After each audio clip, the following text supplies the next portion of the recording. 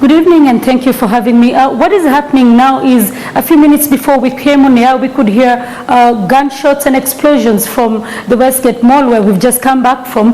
Also, what we know is that there are 59 people confirmed dead and about 175 who have been injured. We also know now that there are about 10 to 15 armed attackers inside the building. The Kenyan president is describing it as delicate because these attackers are also together in the building with the hostages who are still inside there. And Sarah, any word about how many South Africans were caught up in the shootings? Well, what we know for sure now is that one of them has been confirmed dead. We also spoke to a lady yesterday who was rescued together with her children, but we're also receiving information that there could be two more who are trapped inside the building. The South African High Commission officials have been at the scene of at the Westgate Mall all day long, most of them are preferring not to speak at this time, but also at the State House where President Uhuru Kenyatta held a press conference. We saw officials from the High Commission also expressing solidarity with the Kenyan people. And so tell us, how has the Kenyan government responded to this attack and the claims that this is an attempt to cause disunity in the country?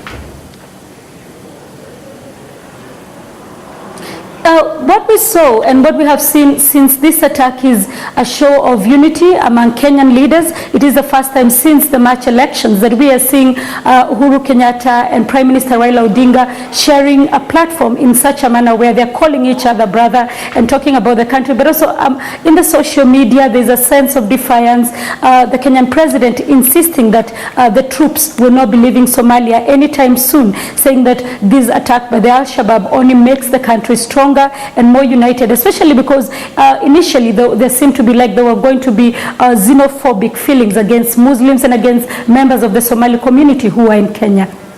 So we've heard that Kenyatta is urging the Kenyan people to unite now more than ever. Is this what you're witnessing? How are Kenyans united in their grief at this time?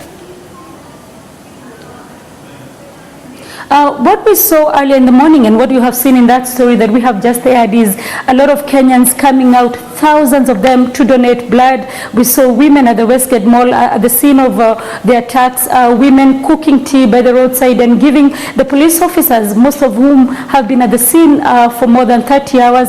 But we also saw a lot of Kenyans.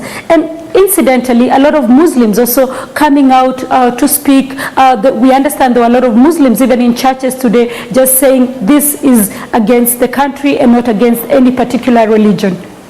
Sarah, thank you very much. We'll leave it there. That was our reporter, Sarah Kimani, coming to us live from Nairobi in Kenya.